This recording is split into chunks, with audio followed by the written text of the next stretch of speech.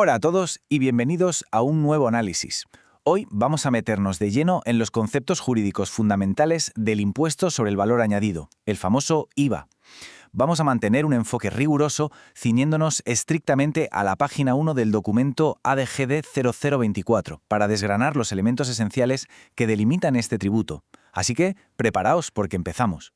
Para que sea más fácil seguir el hilo, vamos a estructurar este repaso en 5 puntos clave. Primero, veremos la naturaleza general del tributo. Segundo, las operaciones gravadas principales. Tercero, la entrega de bienes corporales. Cuarto, las ejecuciones de obra. Y para cerrar, el autoconsumo de bienes. Iremos avanzando de una forma muy lógica, de lo más general a las definiciones normativas más concretas y los supuestos prácticos previstos en el texto. Bien, arranquemos con el primer punto, la naturaleza del tributo y sus principios fundamentales. Vamos a establecer cuál es la verdadera identidad de esta figura impositiva desde su base. Si nos ceñimos a la definición literal de la norma, el impuesto sobre el valor añadido es, por encima de todo, un impuesto indirecto. Y esto es vital. No grava de forma directa la obtención de renta ni el patrimonio que podamos tener. Lo que hace es gravar específica y exclusivamente el consumo. Es decir, grava esa manifestación indirecta de capacidad económica que mostramos cada vez que compramos un bien o contratamos un servicio en el mercado. Y fijaos en este aspecto estructural que es súper importante. El IVA tiene una naturaleza profundamente centralizada. La norma es tajante aquí. A diferencia de lo que ocurre con el IRPF, donde existen ciertas diferencias autonómicas, el IVA es un impuesto estrictamente estatal. En este marco, las comunidades autónomas no tienen absolutamente ninguna competencia normativa. Cero. Es crucial retener esto porque esta falta total de capacidad legislativa regional es precisamente lo que garantiza que el tributo se aplique de forma homogénea e idéntica en todo su ámbito espacial. Pasamos al punto 2, las operaciones gravadas principales y la delimitación del hecho imponible. Vamos a ver exactamente qué operaciones quedan capturadas bajo la red de este impuesto.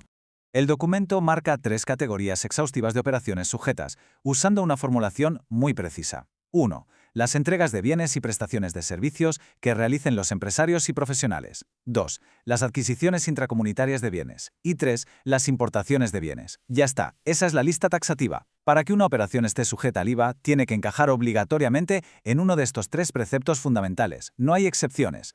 Vamos con el tercer punto, la entrega de bienes corporales.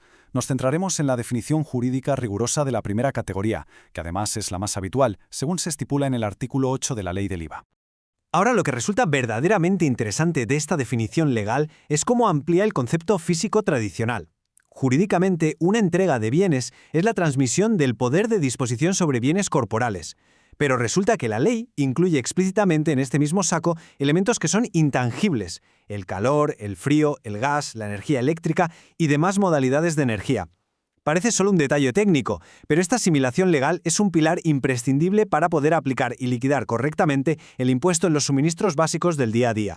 Saltamos al punto 4, las ejecuciones de obra, concretamente en supuestos de construcción y rehabilitación.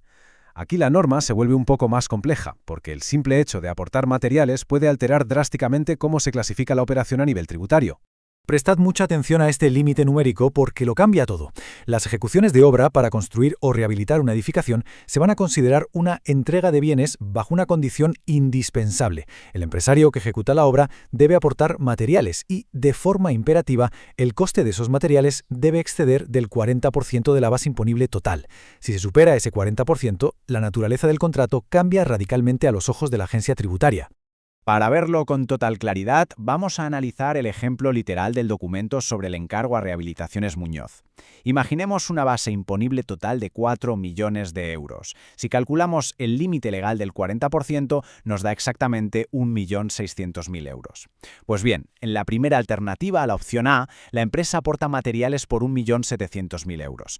Como nos pasamos del umbral, la ejecución se califica ineludiblemente como entrega de bienes. Por el contrario, en la opción B, los materiales ascienden a 400.000 euros. Al quedarse por debajo de ese 40%, la operación conserva su calificación original como prestación de servicios. Como veis, la precisión aritmética es la que define por completo la naturaleza jurídica de la transacción. Y llegamos al quinto y último concepto de nuestro análisis, el autoconsumo de bienes. Vamos a ver qué pasa con esas operaciones jurídicas que se realizan sin cobrar nada a cambio, pero que el legislador asimila a todos los efectos a entregas de bienes sujetas al empisto. El texto enumera 2 modalidades muy estrictas de autoconsumo. La primera es transferir bienes del patrimonio empresarial para entregarlos gratuitamente a un tercero, sin pedir ningún tipo de contraprestación. Y la segunda modalidad ocurre cuando esa transferencia gratuita te la haces a ti mismo. Es decir, pasas un activo al patrimonio privado o al consumo particular del sujeto pasivo. Al producirse cualquiera de estos dos hechos, aunque no haya dinero de por medio, la ley los asimila formalmente a una entrega de bienes regular. Para entender bien la mecánica, vamos a desglosar el caso de estudio del arquitecto que nos presenta la norma. Paso 1. Este arquitecto compra un equipo informático, lo vincula a su actividad profesional y se deduce legalmente el IVA que ha soportado. Paso 2. Un tiempo después, decide llevarse ese mismo equipo informático a su casa, transfiriéndolo a su patrimonio particular. Paso 3. Aquí la norma no deja margen de maniobra. Esa acción es, a todos los efectos, un autoconsumo. Al asimilarse a una entrega de bienes, el profesional está obligado a ingresar el IVA correspondiente a esa operación en el mismo instante en que desafecta el elemento de su actividad económica. En síntesis, el punto crucial con el que nos tenemos que quedar es que el cambio de afectación de un bien, ese momento en el que cruza la frontera de la actividad económica hacia el uso estrictamente privado, implica de forma ineludible la obligación de ingresar el impuesto ante la Administración. Es un mecanismo blindado para evitar la elusión fiscal a través del consumo propio de bienes por los que antes te habías deducido el IVA. Y dejando clara la rigurosidad de este precepto, cabe concluir con una pequeña reflexión. Dada esta asimilación automática de la ley, ¿con qué nivel de precisión y rigor documental deberían registrar diariamente las empresas la desafectación de sus activos para evitar contingencias y cumplir estrictamente con los mandatos del IVA? Ahí queda esa pregunta. Muchísimas gracias por acompañarnos en este análisis.